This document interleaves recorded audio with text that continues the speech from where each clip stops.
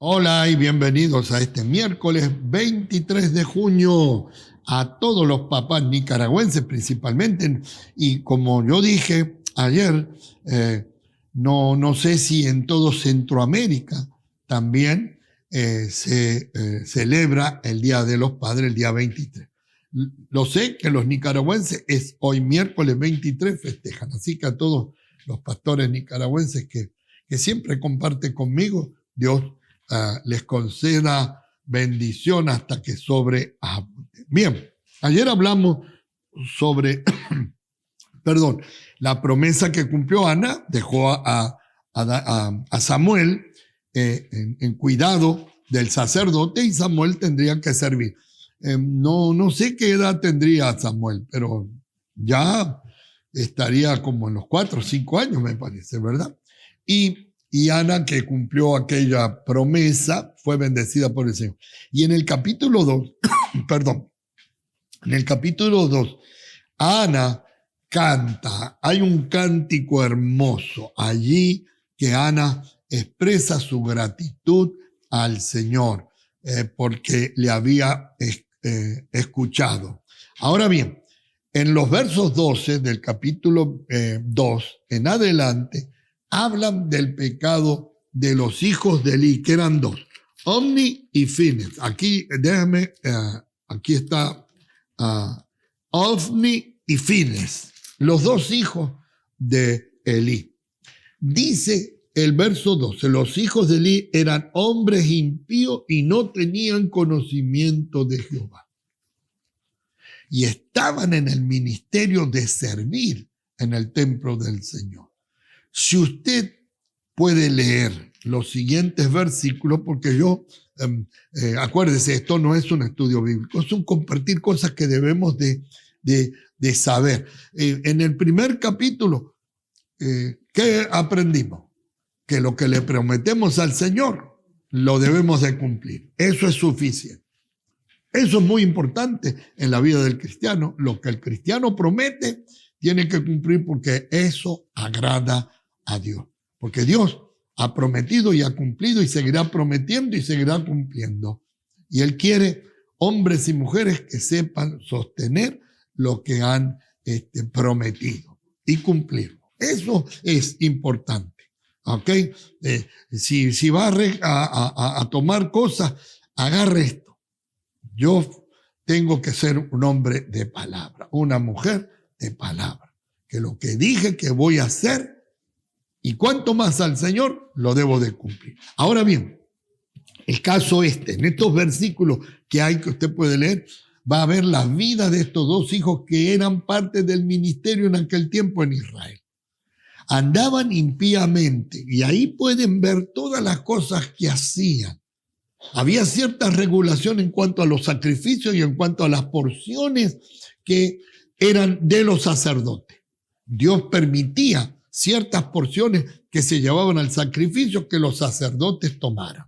Y estos hombres impíos y que no conocían a Dios, estaban dentro, pero no conocían a Dios. Usted sabe que puede haber muchas personas así dentro de nuestra congregación, de la iglesia del Señor, que no conocen al Señor. Pueden conocer culto, como se dice, ¿verdad? Pueden conocer todo lo que puede ser reglamento en una institución. Pero de ahí a conocer al Señor hay un largo trecho. Estos no conocían, hacían cosas que desagradaban a Dios, hacían violencia y después hacían cosas con mujeres que venían al templo y ahí mismo, en los lugares del templo, hacían aberraciones. Toda clase de fornicación y todo lo que expresa la Escritura. Ahora, dice que el pecado de esos jóvenes era tan grande, porque menospreciaban las ofrendas de Jehová. Verso 18 dice, y el joven Samuel ministraba en la presencia de Jehová vestido de un efod de lino. Su madre le hacía este tipo de vestidura todos los años. Claro, iba creciendo y le tenían que hacer vestidura. Y entonces dice la Escritura que Elí, verso 22, Elí, el sacerdote de turno, estaba muy viejo y oía todo lo que sus hijos hacían con todo Israel. Y cómo dormían con las mujeres que velaban a la puerta del tabernáculo de reunión.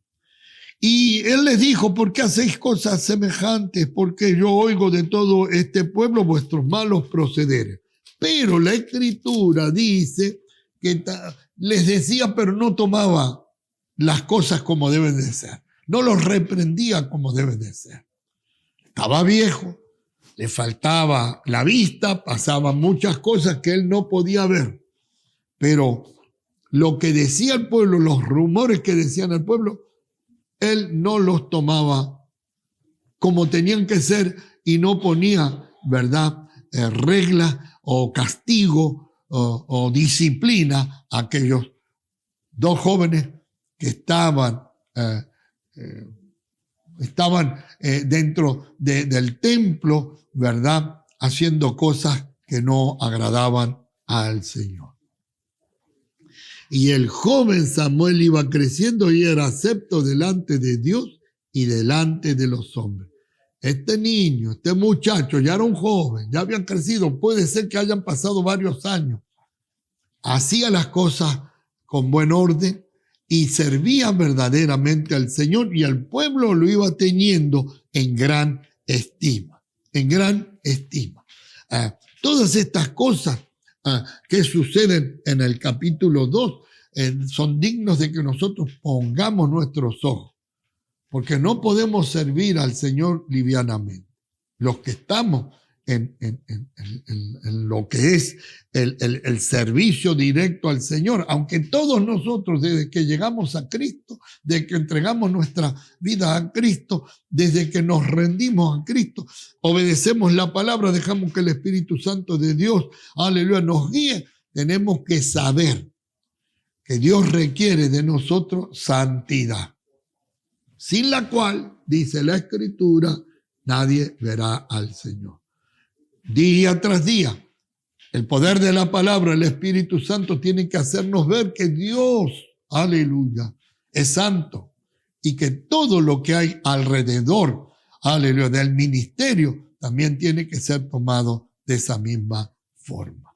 Y más los que somos ministros del Señor en toda área, aunque también el que no tiene un puesto en la iglesia y es un creyente y es un miembro de esa congregación local, debe de andar también, como dice la Escritura.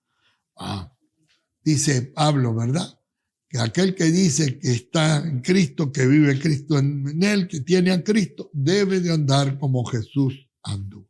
Y en el capítulo 2, terminando, dice Dios que le habla muy duro a Elí. Y le dice, yo me voy a tomar un hombre que camine conforme. Verso 35. Y yo me suscitaré un sacerdote fiel que haga conforme a mi corazón y a mi alma. Y yo le edificaré casa firme y andará delante de mí ungido todos los días. Andará delante de mí ungido todos los días. La unción. Hoy, el Espíritu Santo es el que provee de esa unción para que nosotros podamos caminar todos los días conforme a lo que Dios dice y exige de nuestra vida.